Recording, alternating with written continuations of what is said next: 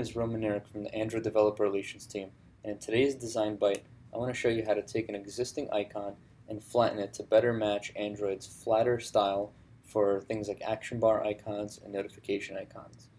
Now, this is a technique that works with raster icons, things like PNGs. Ideally, you'd be starting with vector shapes, things like Illustrator files or vector shapes in Photoshop, and working on those. But in some cases, you simply don't have those source materials, and in some cases, it's actually really hard to replicate the icon using vector shapes. So let's take a look at how to do this in Photoshop, how to take an existing icon and flatten it to better match that style. So the first thing we're going to do is open up an existing graphic here.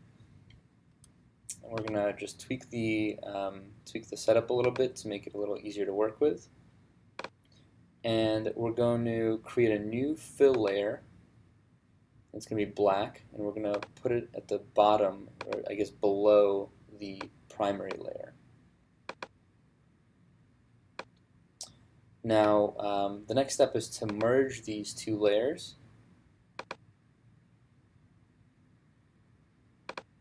And then go into the curves tool. And this curves tool is going to let you tweak the brightness values of the pixels in your icon. Now, these brightness values will in the end become the transparency or alpha values for the final icon. So we'll take our black background and leave that as black. And we'll take this gray and we'll make that the brightest part, or the most opaque part of the icon. We'll then select the entire icon, select the entire layer. We'll copy it into the clipboard and we'll create a new channel. Now this channel is going to be basically the final alpha channel for our resulting graphic. And we'll paste that graphic that we have in the clipboard into this alpha channel. And this is the big step. The key step here is to then load this alpha channel as a selection, and that's going to be using this button at the bottom right here. Now, once we have that alpha channel loaded into a selection, we can go back into the layers palette and create a new layer, and then simply fill our selection with a foreground color. Now, this foreground color should depend entirely on your needs.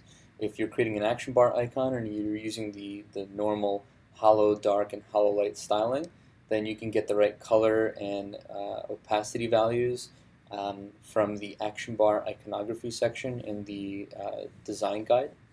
Or if you're trying to use a different color that better matches your brand, this is the point at which you can put that in. So then we'll simply fill the selection and then deselect our selection and then get rid of the original icon.